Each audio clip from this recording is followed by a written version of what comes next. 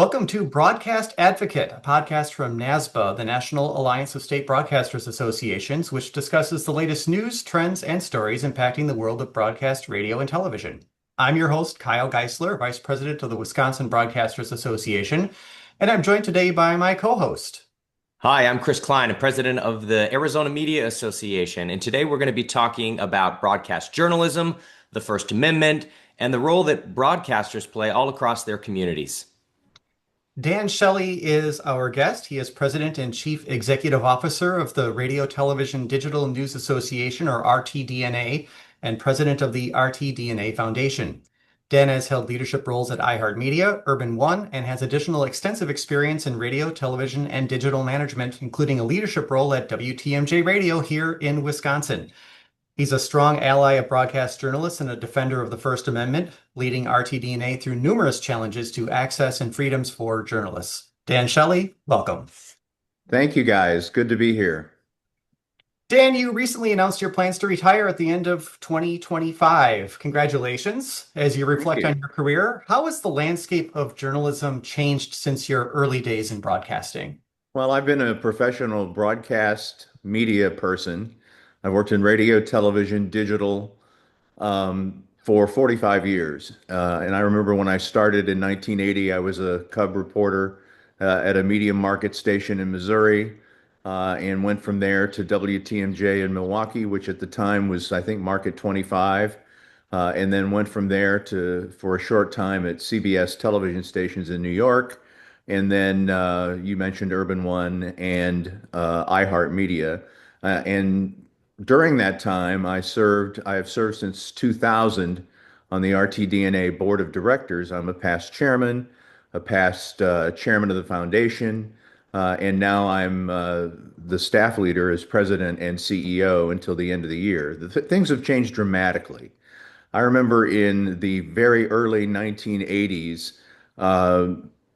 prior to broadcast deregulation that occurred early in the Reagan administration, newsrooms didn't have to make money, and the FCC still was very strict in enforcing the community service function of local broadcasters. So virtually every radio station, certainly every television station had a news department and/or public affairs programming that was at that time required by the FCC. And I'll never forget the day the general manager of the radio station where I was working, shortly after I became a very young news director at the age of 23, came in and said, "Okay, the FCC rules have changed. You now have to be a profit center or you won't exist."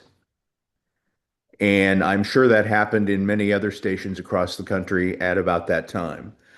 So the market that I was in went from at least 6 or 8 active radio newsrooms to 2 eventually. And I'm not sure that's a good thing. I'm not sure it's a bad thing. But we still got to cover the news. And now, unfortunately, today, because of economic pressures, because of the movement toward even more deregulation in certain aspects, and in large part due to the decimation of the local newspaper industry, there are news deserts all over the country, places where people have a very difficult time getting news and information about what's happening in their neighborhoods and in their communities and in the country and in the world. And that's too bad. And that's caused people to migrate in large numbers to cable TV news, to social media, Facebook and other platforms to get information. And we know that disinformation, misinformation, and malinformation are serious problems today. And they never were back in the day, as it were. Now that I'm about to retire, I can use terms like back in the day, we did this and we did that. And boy, they don't do that anymore. And some of that's very good that we don't do that anymore. But also, I think I'm very concerned about the future, the near-term future of this industry. One of the things that I'm guessing a lot of folks, Dan, consuming this podcast might not know a lot about is what RTDNA does. Can you give us the summary of how that supports local newsroom? And since you've touched on the headwinds, perhaps frame that too around some of the places where you do think there's opportunity or optimism. Oh, absolutely. RTDNA is the world's largest and oldest professional association devoted exclusively to the broadcast and digital news industry. We have been around since 1946. We were formed by a group of World War II radio war correspondents. And then we became in the 1950s the Radio Television News Directors Association. And in the 2000s, we became the Radio Television Digital News Association.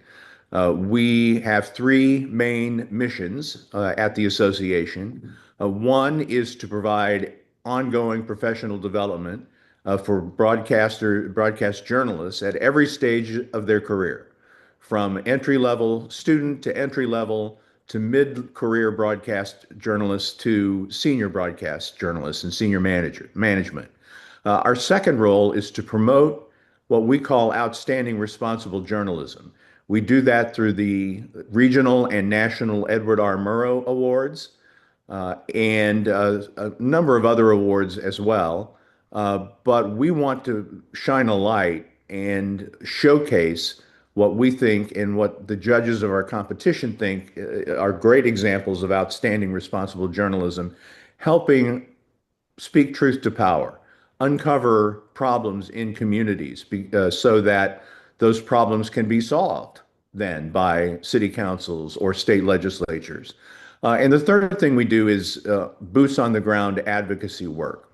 We have done advocacy work for press freedom and the public's not, I don't say the public's right to know, I say the public's need to know what their state legislatures are doing, what Congress is doing, what their city council is doing. And unfortunately, we're seeing a lot of instances across the country in many states and in Washington to slowly erode the public's ability to learn what's happening in their communities. In terms of optimism, I think broadcast journalism does have a bright future. I think that if further consolidation happens under the current FCC and the current administration in Washington, I think that that will allow some companies to expand their ability to reach more people with quality, good local journalism and perhaps offset the effects of the news deserts in the print industry. And the same is true in digital. So I have always been optimistic. I have always been a preach the gospel kind of guy about broadcast journalism and digital journalism because it has always found ways to evolve and to thrive and to meet new needs that arise from time to time of the public. And I'm very optimistic about the future, despite the fact that, yes, there are some headwinds now. Can I ask one follow-up question on that, Dan? Because you mentioned off the top something I know a lot of us think about, which is this juxtaposition of news as a profit mechanism versus news as a community service.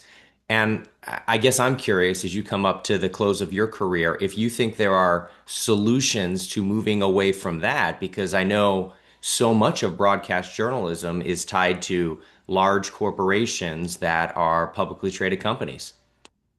Well, that's a fact of life, and we just have to deal with it. That's not going to change. I don't see that changing at any time over the horizon. I will say the best way to navigate that is so long as your corporation, and there are a lot of them out there, does make a strong commitment to local news, then you as a journalist are going to be fine. Now, there are things that you will need to do to cope with the changing landscape and the changing ecosystem of what broadcast and digital journalism are. You may have to publish on different platforms. You may have to reimagine the way you present the news. But the industry is full of a bazillion smart people who can figure that out and will figure that out, and this industry will be just fine. Let's talk again about the First Amendment. What concerns you the most about what you're seeing out there, and how are newsrooms and RTDNA working to address those concerns? Well, I hate to make this a red state and blue state issue. And the comments I'm about to make have nothing to do with political ideology. They have to do with what I see occurring across the country in terms of press freedom, the First Amendment, and journalists' ability to do their jobs.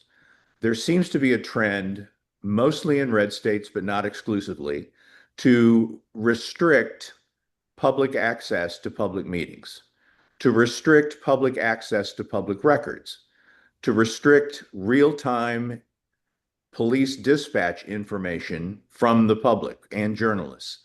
That it happens in blue states as well. I mean, if you look recently, another issue is journalist safety.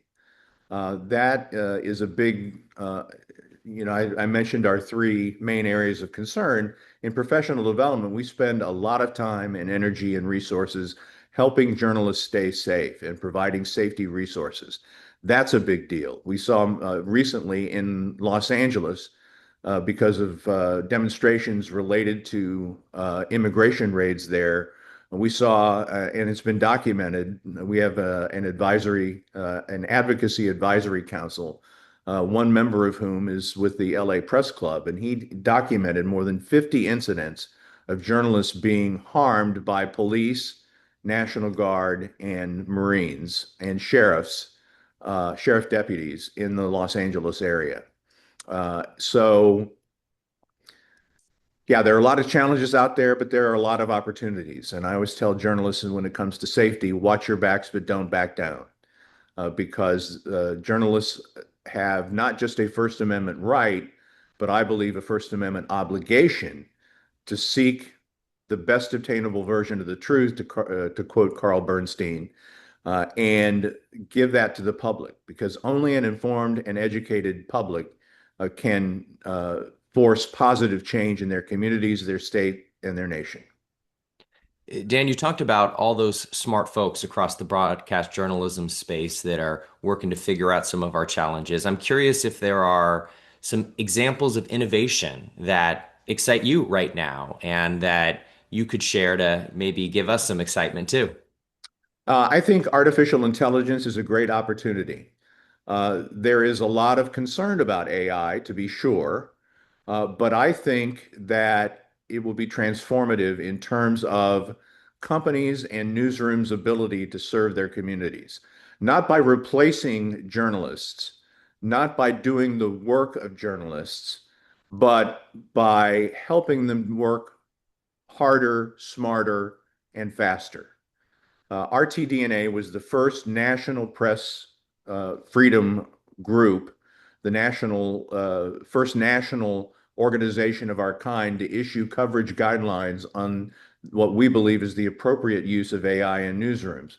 And you can view it at rtdna.org, but the bottom line is that whatever you use AI for, whether it be to help you cover sports scores, whether it be to help you cover the financial markets, whether it be to help you with weather forecasting, whatever you use AI for in a journalism context, in broadcast and digital, it must be overseen at the end by a human being before it actually is disseminated to the public.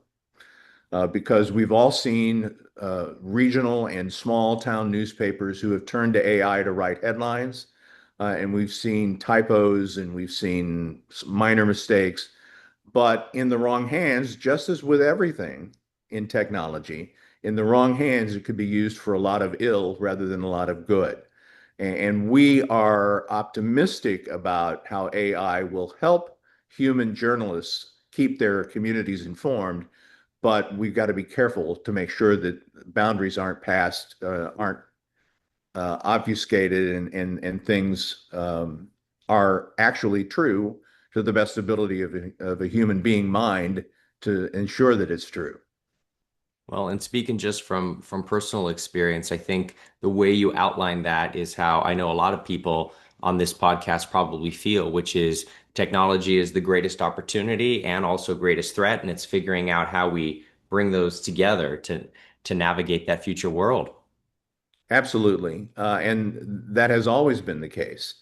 Uh, I remember, I'm old enough to remember that when MTV first went on the air on cable, the very first music video they played was Video Killed the Radio Star. And radio adapted and continues to thrive today.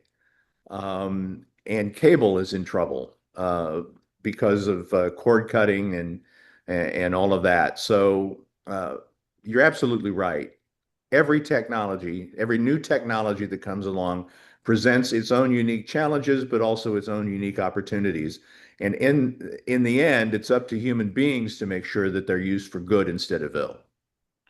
Well, on that note, perhaps you can give us some final advice here, whether we're talking about the journalists in the trenches, the associations that are supporting the industry, or the young and aspiring new journalists. Is there a North Star or line you would want them to remember as they go out and do their jobs every day? Yes, when you go into your community to seek and report the truth, or to speak truth to power, or to hold your local government accountable or a local business accountable, remember you have a solemn obligation to do your very best to seek the truth, the best obtainable version of the truth, and to present that fairly, accurately, and without bias. And I know that there's a lot of debate in the journalism world and in the broadcast journalism world about the two sidesism is no longer valid. And I think there is some truth to that, but you've got to do your best not only to report the news, but to be very transparent and tell the public how you report the news and show them the process you went through to report that story, particularly if it's even remotely controversial. The more transparency you can provide as a journalist, the more trust the public will have in what you're presenting to them. Thank you to Dan Shelley for joining us today on this episode of Broadcast Advocate. Please be sure to subscribe to our YouTube channel or wherever you listen to your favorite podcasts. To learn more about the National Alliance of State Broadcasters Associations, visit our website, nasbaonline.net. For Chris Kline, I'm Kyle Geissler. Stay tuned for our next episode of Broadcast Advocate.